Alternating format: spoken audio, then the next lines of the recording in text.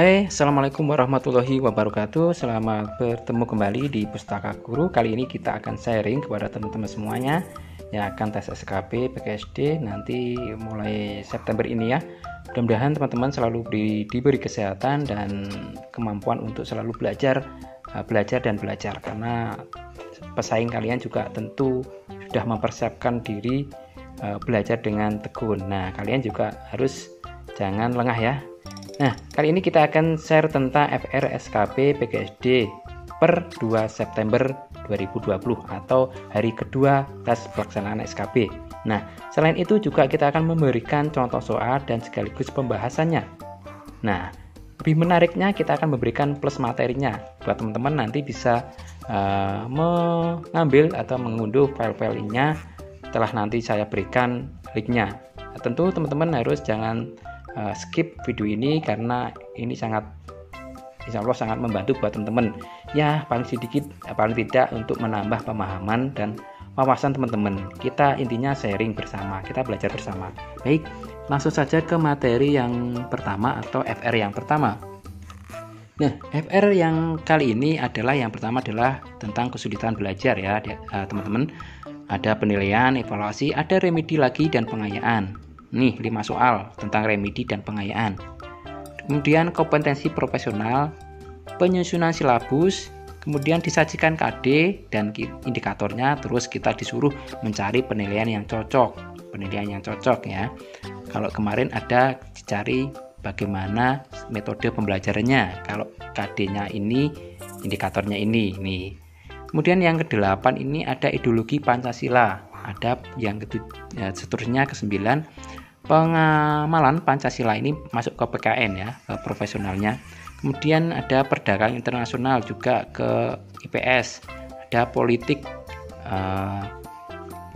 luar negeri juga IPS. Nah, kemudian ada lagi tentang sifat benda padat, cair dan sebaliknya, ini IPA. Kemudian ada median, ini matematika.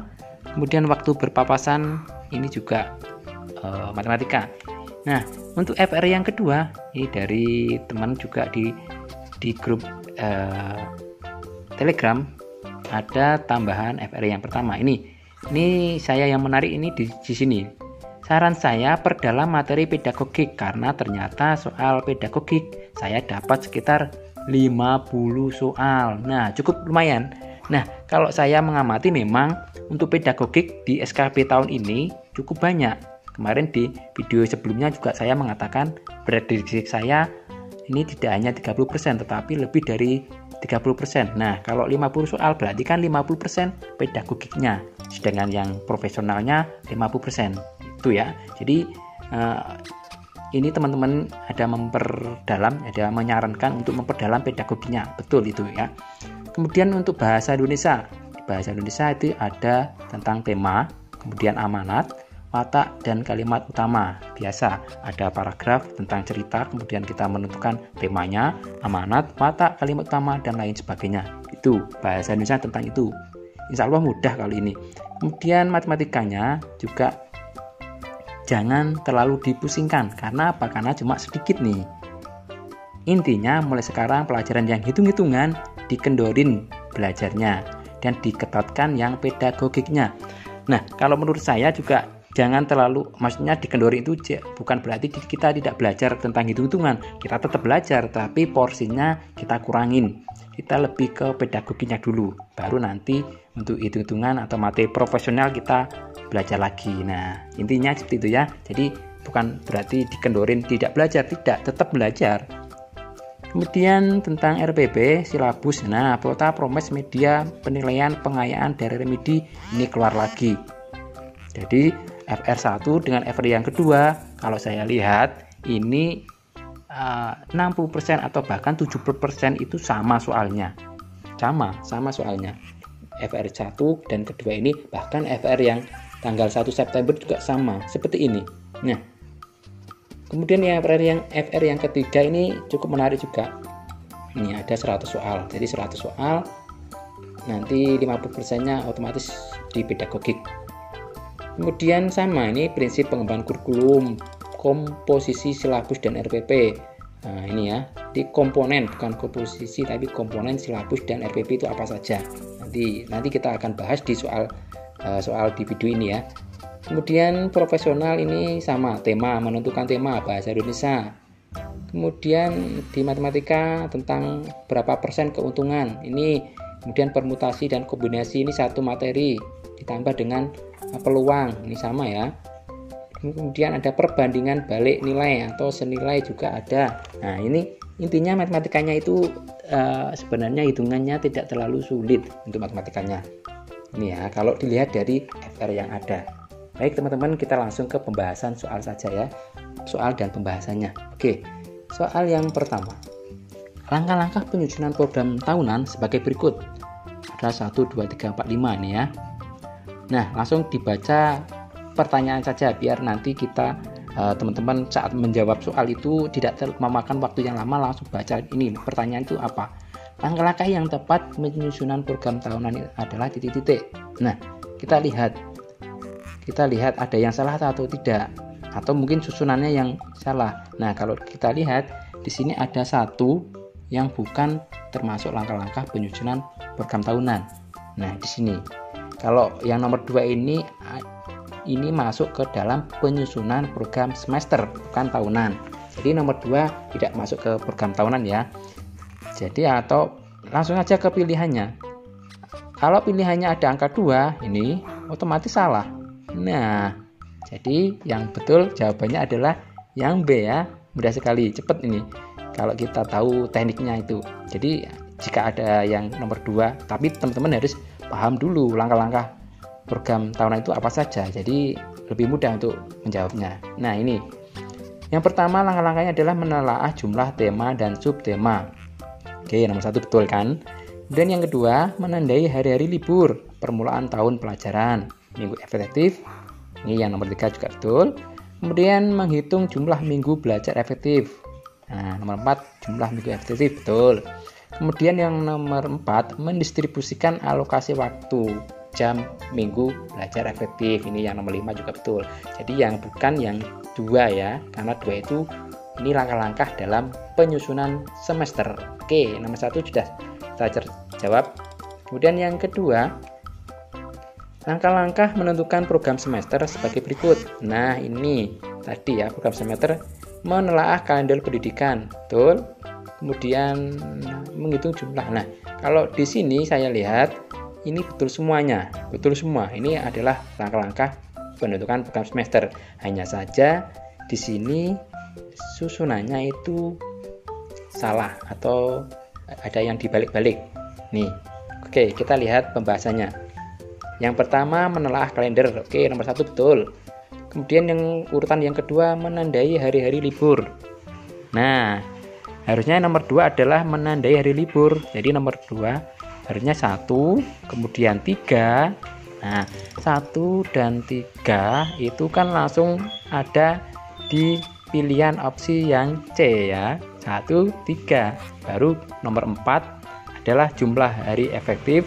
Kemudian yang keempatnya adalah nomor 2, menghitung jumlah jam pelajaran. Baru yang kelima adalah mendistribusikan alokasi waktunya. Nah, cepat kan kalau teman-teman paling tidak sudah paham ini urutannya, dalam menjawab pasti cepat. Jadi kita bisa menyekat waktu untuk menjawab soalnya. Paham ya teman-teman? Untuk ini langkah-langkah penyusunan program semester ini ada 5. Nanti teman-teman bisa baca kembali, pelajari kembali. Ya, paling tidak kita harus membaca, nanti mudah-mudahan hafal ya. Kemudian yang ketiga, sebagaimana yang tertuang dalam Permendikbud RI nomor 22 tahun 2016, komponen RPP setidaknya terdiri dari titik-titik. Nah, ini sama. Saya melihatnya di sini. SK, standar kompetensi di dalam komponen RPP itu tidak ada. Nah, maka ada yang standar kompetensi ini otomatis salah. Kemudian kita lihat lagi, karena ini banyak sekali, model pembelajaran itu tidak ada. Ini model pembelajaran tidak ada. Yang ada adanya metode pembelajaran. Nah, ini ya metode pembelajaran. Jadi B dan A, B, C itu salah. Kemudian yang benar berarti yang D, ya kan? Coba kita cek lagi. Ada identitas sekolah, kemudian identitas mapel, identitas kelas, baru materi pokok, alokasi waktu, tujuan pembelajaran, kompetensi dasar dan indikator, kemudian materi, ada metode pembelajaran, ada media, sumber belajar, kemudian langkah-langkah pembelajaran, sumber belajar, dan penilaian hasil belajar. Nih teman-teman, lebih lengkapnya seperti ini. Nah ya, tadi pilihan D ada yang salah ini. Sebelum langkah-langkah harus sumber belajar dulu ya, opsinya yang D tadi. Oke, ini lebih lengkapnya ini. Teman-teman bisa pelajari tentang Permendikbud RI nomor 22 tahun 2016 itu tentang silabus dan RPP. Jadi yang ada di dalam Permen nomor 22 ini, Permendikbud nomor 22 ini tentang silabus dan RPP. Kalau Protapromes tidak ada. Oke, kita lanjutkan soal yang keempat. Perhatikan komponen RPP berikut. 1. Kompetensi dasarnya tentang sifat operasi hitung pada bilangan cacah. Kemudian indikator menjelaskan sifat operasi hitung pada bilangan cacah. Kemudian yang 3, tujuan pembelajaran. Setelah mendengar penjelasan guru, siswa dapat menjelaskan sifat operasi hitung pada bilangan cacah dengan benar. Nah, prinsip yang digunakan dalam penyusunan RPP di atas adalah nih. Prinsip itu ada 8 prinsip penyusunan RPP. Nah, kalau antara KD, indikator dan tujuannya sama atau terpadu, berarti ini menganut prinsip penekanan dan keterkaitan pada dan keterpaduan. Nah, ini yang B ya. Kalau yang A, perbedaan individu peserta didik itu salah.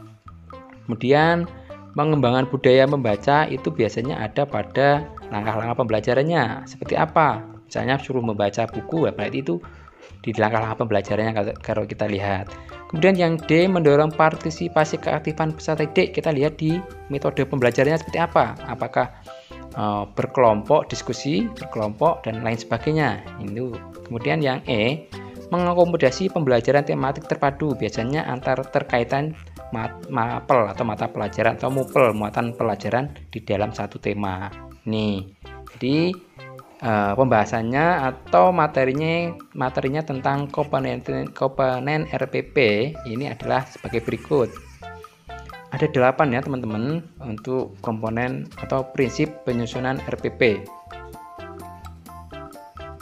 Nah, 1, perbedaan individu peserta didik, kemudian partisipasi aktif peserta didik, kemudian yang C, berpusat pada peserta didik dan mendorong semangat belajar. Kemudian yang D, pengembangan budaya belajar membaca menulis. E, memberi umpan balik dan tindak lanjut RPP. Kemudian F, penekanan dan keterkaitan dan keterpaduan antar KD. Yang G, mengakomodasi pembelajaran tematik terpadu. Dan H, penerapan teknologi informasi. Ini di dalam prinsip penyusunan RPP.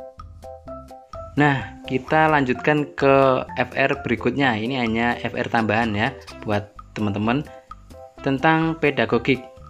Ini ada tujuan penilaian sumatif dan formatif. Nah, ini yang akan kita bahas, yaitu apa sih tujuan penilaian formatif dan sumatif.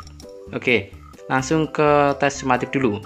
Tes sumatif adalah tes yang diberikan setelah sekumpulan satuan program pembelajaran selesai, atau diberikan mengetahui keberhasilan belajar murid setelah mengikuti program pengajaran tertentu.